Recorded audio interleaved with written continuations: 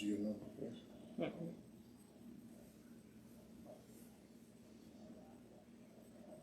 Yeah. Hey. What is going down? How is everyone doing? Yeah. Hope everyone's doing well. Hey, D.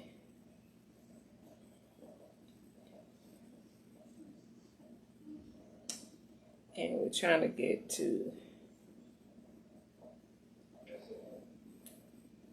All right. Okay. I think we're good. So, tonight, first, thank you for joining us tonight. We weren't here last week, but we are here tonight. We want to tell everyone this is the last week to register for the marriage retreat. Yes. November 1st. So Sunday, November 1st is the last day to register. You can come in person. In person, we will be at the Courtyard Marriott on Haynes Mall Boulevard here in Winston-Salem. You can also attend virtually as well. The information is on our Doing Marriage with Rob Mel page. If you need more information, you can email us at doingmarriage@gmail.com if you need more information. But we do have space, but we do need to know how many people are coming, especially in person, so that we can set the room up the way it needs to be set up, because we are going to make sure we socially distance. Okay. We will be masking. Yes, for catering as well. Yeah. And we'll get those final numbers, but definitely for social distancing, we'll have masking. We'll make sure that, we are safe and we're taking those precautions. So we really need to know numbers. So if you can register, you can go ahead and register, and we need payment by November 1st. So definitely, if you are coming, it is for married, it is for engaged. And even if you're just thinking about being married, you can't attend. There are costs for couples, and then there's individual costs as well. So please, hey Jackie, and if Harold is watching with What's you, up, Harold? hey, Happy Harold, birthday, man! Happy belated birthday. Are you naked? I'm just saying. Really? You're just gonna throw when that I think out of there? Harold, I think of arguing naked. Yeah, so silly. So anyway, we're gonna have a great time. And so we're excited. We were just really battling back and forth this year if we were going to have it. So we are excited about it. And like and share the information. Yes. Like and share the information. And please encourage someone to come. And again, if you have any questions to let me know, to let us know, you can email us at doingmarriage@gmail.com. So today we're going to talk about relationship care or marriage care. So all of us hear about having a healthcare plan. Mm-hmm. We hear about having even a self-care plan. Mm-hmm. But do you have a marriage care plan? Do you have a relationship care plan? Do you have a plan in place to make sure that you have maintenance and a care plan on your relationship? Because here's the thing. We've all heard the saying that if you fail to plan, then you plan to fail. And so we're going to let Hope say her hello. Hi. You want to say hey? Bye. You want to say hey? Our baby is growing. She's growing. She almost as tall as her mama. Really? We gonna do that? You threw a stone. I can throw one. Really? Really? I didn't throw a stone. I just said, I just said really. That's all I said. I didn't throw a stone. Did you get your popsicle? All right. You got school tomorrow. Okay. All right. Love you. So the thing is, do you have a care? So this year I found something. It was talking about how self-care has really been a big thing for 2020. You know, because we've been in this pandemic, and everyone has talked about self-care, making sure that mentally, physically, spiritually, that you take care of yourself, and being aware of your emotions, being intentional, things of that nature. But for married couples, and if you're in a relationship, period, it's important for us to be mindful of our relationship care. And it doesn't happen by happenstance. We have to be intentional about the care of our relationship. Rob and I, even just this week or this weekend, we had to really just sit down and just talk about being intentional about our relationship, and how in the pandemic, how the days just kind of run together. And so how before I did a post this week talking about how our rhythms can get off, because before the pandemic, I think, we all had schedules. We all had we had our rhythm. So you knew that you was doing things certain days. You had life outside of your household. Yeah. And having life outside of your household has played such a critical role in who we are, because you knew at least at a minimum 3 days a week, maybe 4 minimum, you were out the house, and coming home gave you something to talk about outside of versus being in the house, and you get to enjoy, but you also become, a little fragile too, because you run out. Sometimes you just run out of stuff to say. Right. And so it's important to have a marriage care plan, whether it's, just you have to be intentional about everything that you do, and being intentional is just what it means. It's intentional. You meant to do this. Right. And some of it can be spontaneous, some of it can be planned. Yeah. So, Mel's a wordsmith. That's one of her love languages. So I just dropped a little note in her text message yesterday. Instead of asking, X, Y, and Z, I just said, I love you and I appreciate you.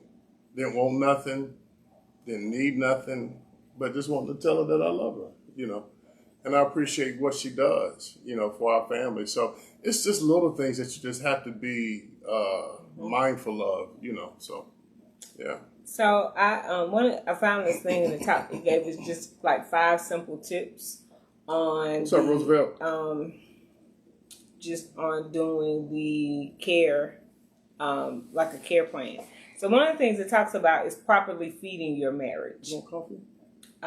Okay. No, I'm gonna go fix my coffee. Okay.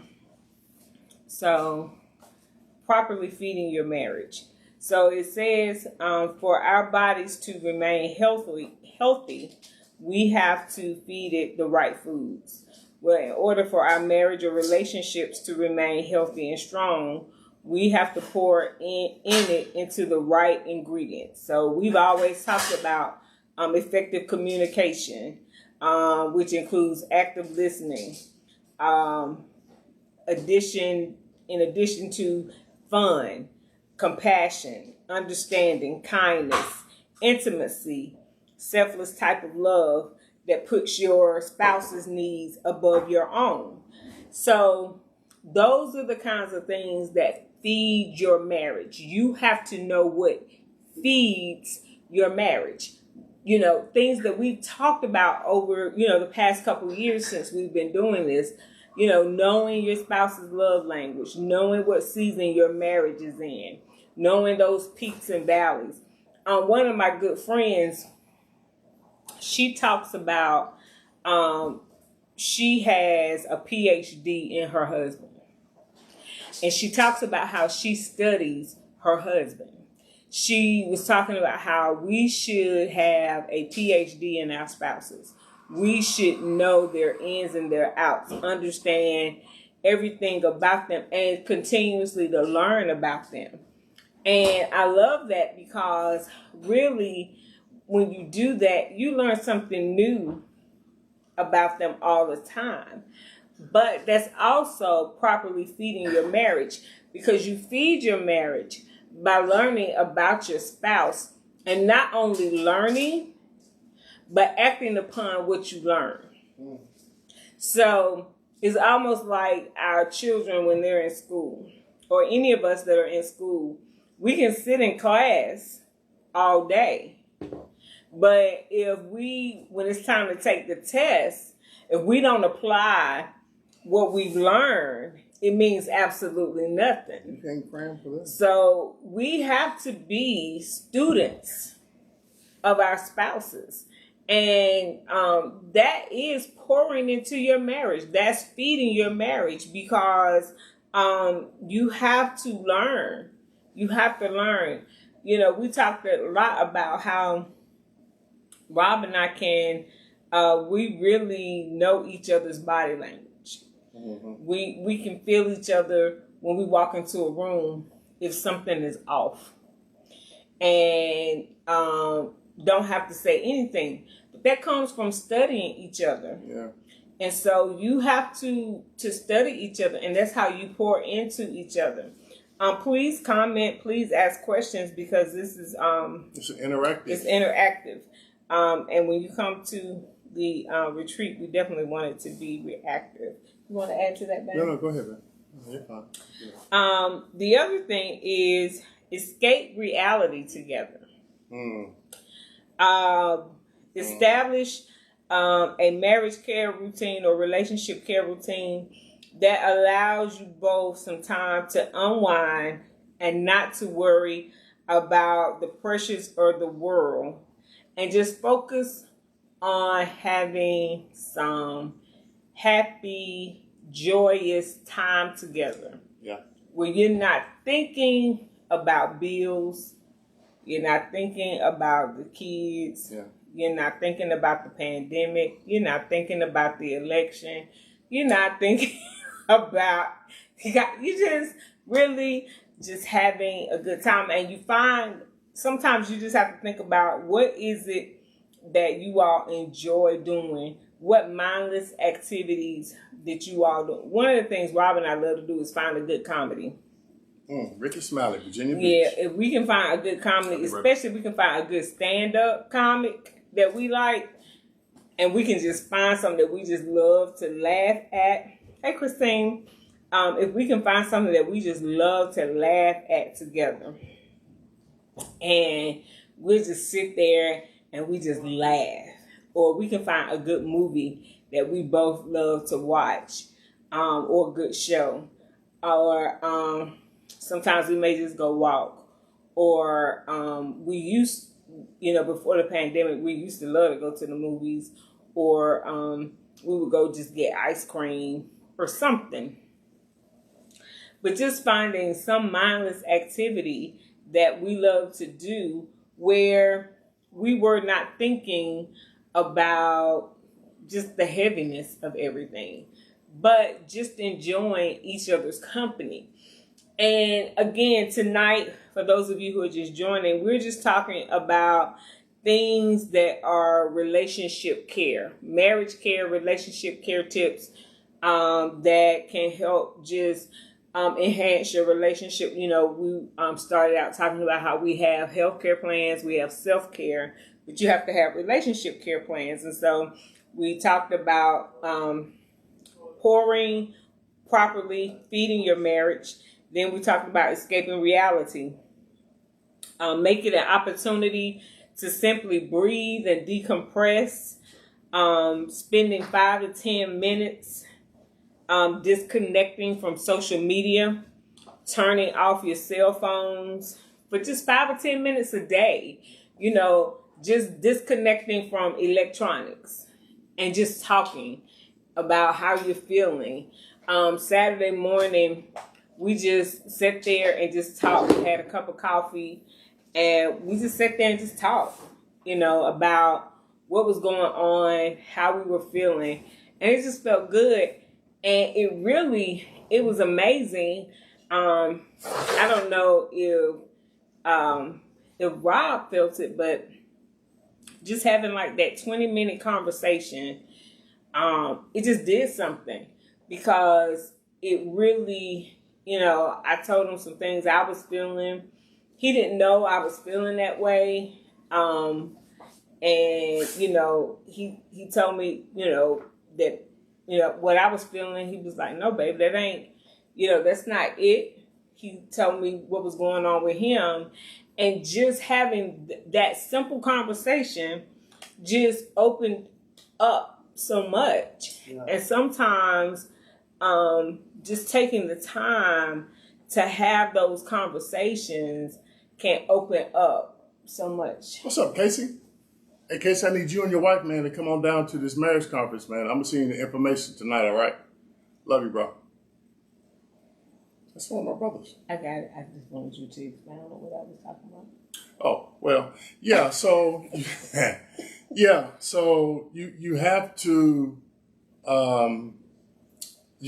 carve at that time to spend together with one another, just to, not to invade or anything like that, but more or less just to see how the love of your life is doing, and it's okay to ask, intimate questions and because you want to know where they are, not just physically, but also emotionally, spiritually. Like Mel said, there was some stuff that I just didn't know, and I had to go back and just not reaffirm, but had to go back and just explain that's just not the case. That wasn't my intentions, and there was nothing malicious or anything like that. Y'all should know what's better about that. But it was we just haven't had a chance to talk. Even though we were here 90 to 95% of the time, you still can miss a whole lot trying to stay out of each other's way. So even during this pandemic, you have to be intentional about carving out some time, Absolutely. And it's important, if you have children at home, well, sometimes you just got to sacrifice and get up a little early or stay up a little late, for the healthiness and the fruitfulness of your marriage. It's important. It's important that you do that. Yeah, you have Absolutely. It also talks about having some meditation time, quiet time, prayer time together, which we talked about this at one time. One of our rhythms was always praying before we left the house. That was our prayer time together as a family. We always prayed before that was our family prayer time. And so,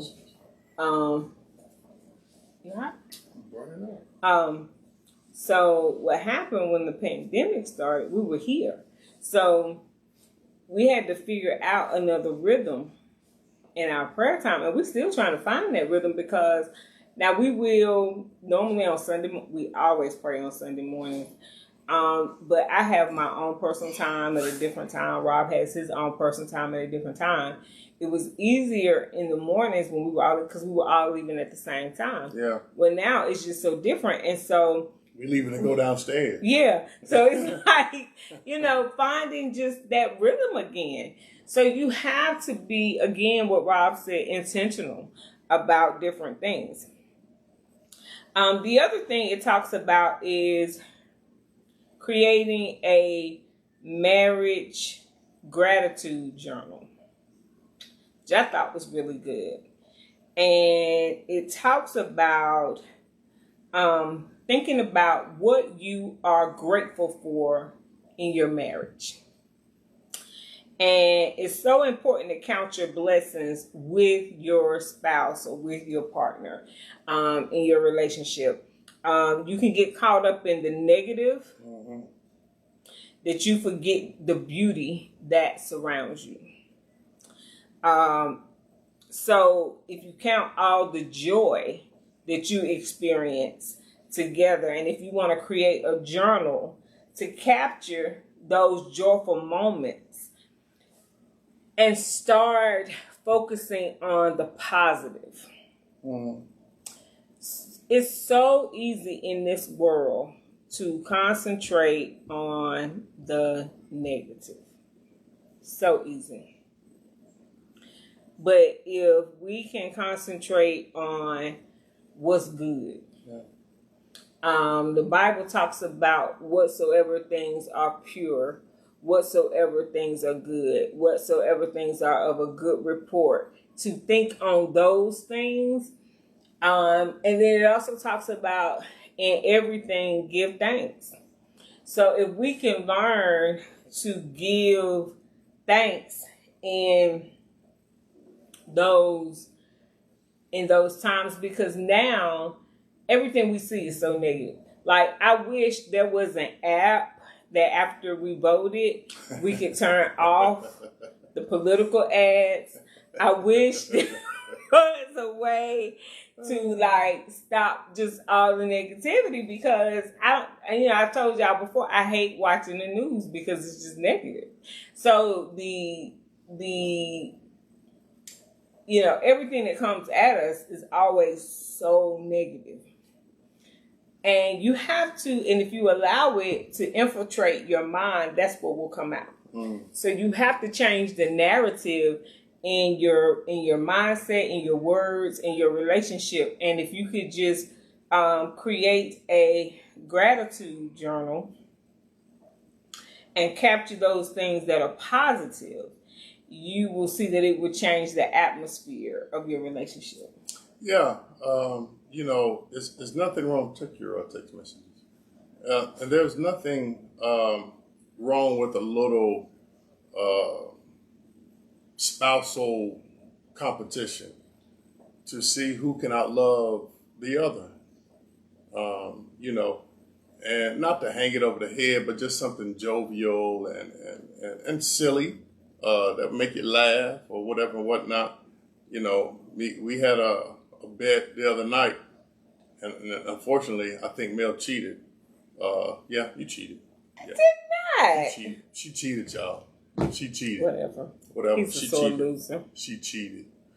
At any rate, but it's okay to to cross over some emotional boundaries or just so you can see each other in a different way. But you be competitive somewhat in your relationship. Now Mel is very competitive. Y'all can look at her, that beautiful smile and that anointing rolling off her shoulders. But we're talking about 20 plus years, and yeah, your girl gets it. Yeah, she can give it. So she don't like to lose at all. Uno, go fish, nothing. She don't like to lose at all. So, but at any rate, but you had this have to be. Talking about creating a gratitude journal. What are you talking? Well, I'm just saying that's you being thankful. You are being thankful. Okay. Because you get to see your spouse and you get to see each other in a different way, and you really should be thankful that you're able to do that, because many people don't see that side. So be thankful that you do have that side. Now, did I bring it back around like you mean me to? Whatever, dude. The preachy comes out sometimes. So just creating that. The other thing is affirm your spouse. Yeah. I didn't. Oh, for you to respond. Oh, I'm sorry. Wait a minute. Oh, you can't respond to that? Yeah. That's fine. That's what you want to do. What I want to do is best. It's fine. Okay, anyway. Affirm your spouse and your marriage. How often do you thank your spouse for the small things? When was the last time you said something great about your marriage? If it's been a while, it's okay. You can start today. Look for something that you might take for granted that your spouse does for you and share how much you appreciate it and why. So it was like yesterday, Rob said, he sent me a text and just said, I love you and I appreciate you. And I was like, he said, I just wanted to do that. And I responded back in kind. We always tell each other thank you. And it's not, even for like when he folds clothes, and he folds clothes all the time because I hate folding clothes. I will wash clothes all day long, but I hate folding clothes. That is like a chore I hate. But he hates cleaning the bathrooms, and I will. So, but we tell each other thank you for those things. Both of us will clean the kitchen, but we both say thank you. And we're like, well, you ain't gotta thank me, but it's still. He'll bring me a cup of coffee or I'll bring him a cup of coffee. We say thank you. But it's the showing appreciation and not taking each other for granted. Mm-hmm. Because once you start taking each other for granted, resentment can set into your relationship. So just learning to do that.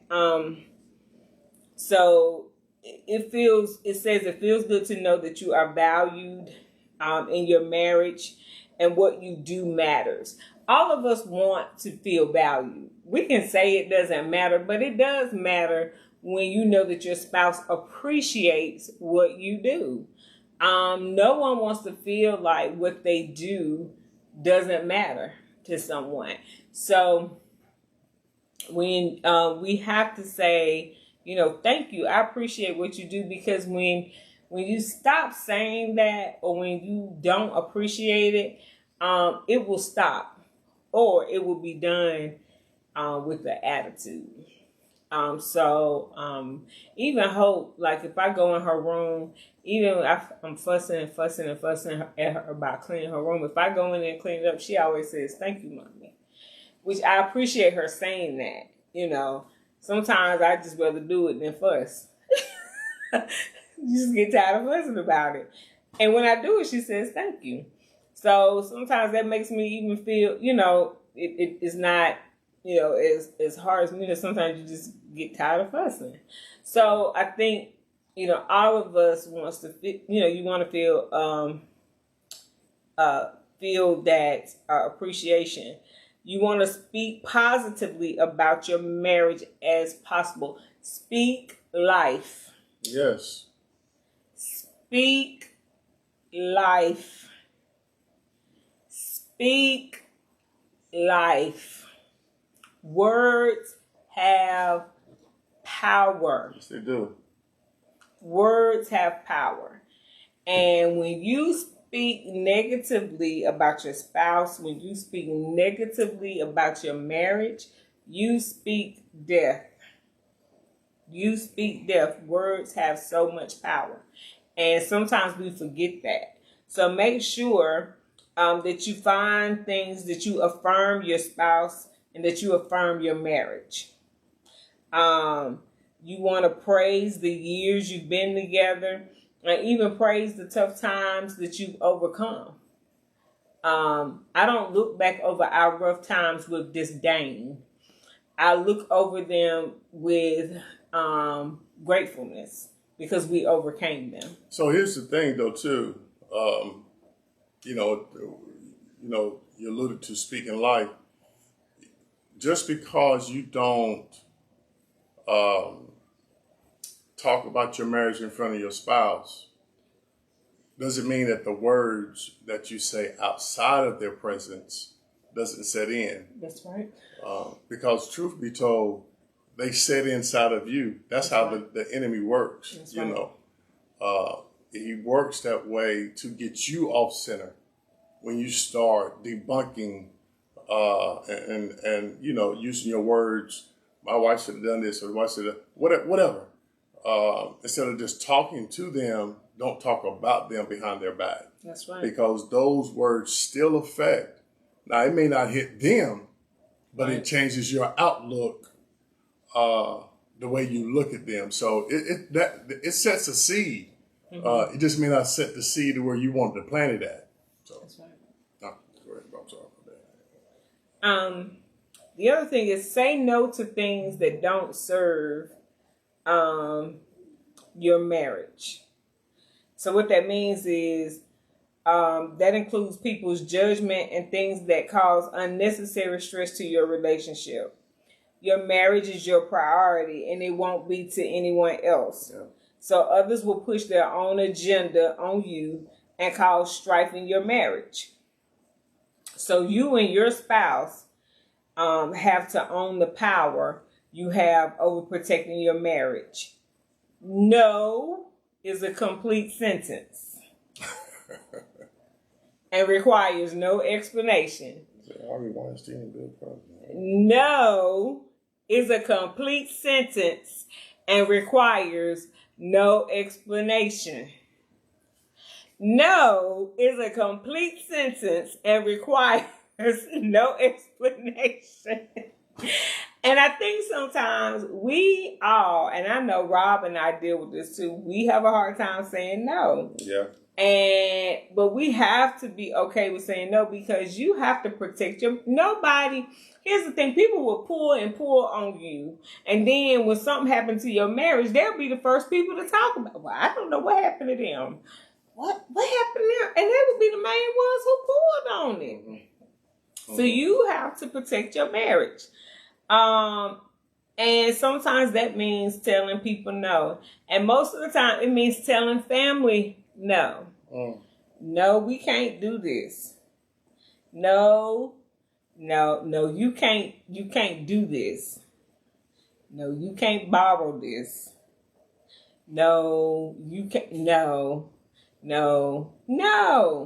you can't come live here for a year rent free. No, you can't do that. So it's boundaries, and they are hard to draw with family. They are very hard, but it's hard. But you have to do it for you because at the end of the day, here's the thing: they gonna go on with their life, and you gonna be at the house with your spouse, trying to pick up the pieces and fix it. That's what's gonna happen. And they're gonna be going on with the money that you gave, that you didn't tell your spouse about, and then you're gonna have to explain that because they're gonna find out. Or where y'all argue about boundaries that were not kept and that were crossed over. And they're gonna go on with their life. And you're going to be left picking up the pieces. Y'all ain't saying nothing tonight. Yeah, y'all might have quiet out there. But I'm... We only got a few people on. Yeah. Okay. You see two? Same answer? Yeah, is that what you see? But then you got other comments. Okay. All right. So, that's that. We ain't going to stay on here long. No. We see the likes. So, thank y'all for the likes. Okay. So, here's the thing. In addition to self-care, you have to prioritize marriage care. Thank you, Jackie. Your marriage needs more. Jackie gave us an amen. Than ever. It's important to have ideas in place for how you and your spouse will take care of this, because these were just 5 tips. But within those, you all have to design the care plan for your marriage. And so your care plan won't look like me and Rob's care plan. Our care plan won't look like somebody else's. It's about your culture. It's about the culture. It's about what you all need. Because here's the thing. Here's things you got to talk about. So as we're all getting older, if any of you all have aging parents, what is that going to look like? You got to talk about it. If you, as your children are getting older, what is it going to look like You know, how are you all going to handle when the children want to come back home? How you going to handle that? How are you going to handle if you have blended families? How are you handling those dynamics? What is the care plan for dealing with those things? Because here's the thing, you're going to have to deal with it. How do we handle lending money? And do we agree? What's the threshold? What's the threshold? How are we doing that? Do we, do we talk about it? How are we handling that? What is the care plan? What are your non-negotiables? We were talking on another venue. A pastor that we know, his Friday nights are his family night, and that's a non-negotiable. Yeah, for like, the church family. For the church family, like they can't. No one can call them if there's an emergency. Someone else has to do that. What are your non-negotiables for your marriage that no one, no matter who calls, that no, that's us. That's us. We can't break our plans. Nobody can infringe on that time. Do you have sacred time with your spouse? And a lot of this, is a work in progress. Yeah. It's got to be something that you have to manage during the rough patches, and during your valley lows and your high top or experiences. So it's something that has to be managed over time, and putting a process together. Sometimes it just takes trial and error, but you can't give up. Okay. You have to be able to be consistent, at least consistent in this one thing. Never stop trying. Never stop. Never stop trying.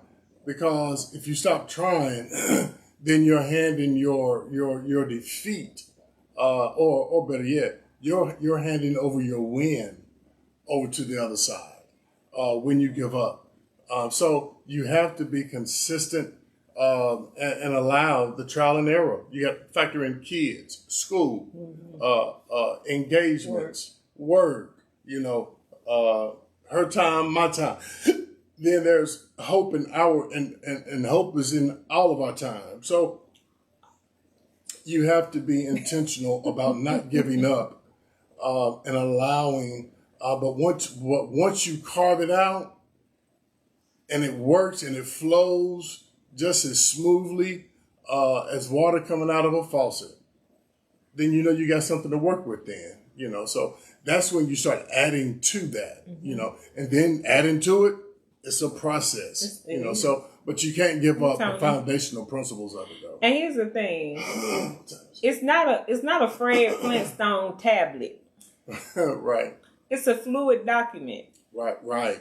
It's gonna keep changing because things change, and so what worked last year may not work this year, and what worked this year may not work next year because your priorities change, situations change. Yeah, life changes. And so you have to be flexible. It has to be, but you never stop trying. If always, at the end of the day, if your marriage, your relationship is always the priority, and we in this thing till the wheels fall off.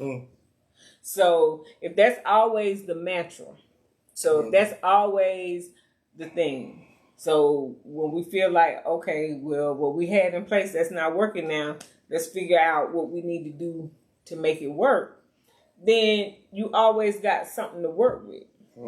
You always got something to work with. So, hey, Lynetta. Hey, Miss Jackie. And congratulations to you and Willie. Yeah, congratulations, man. Yes, absolutely. So you always got something to work with, and you have to keep that in mind. So, all we doing is we just here for the ride.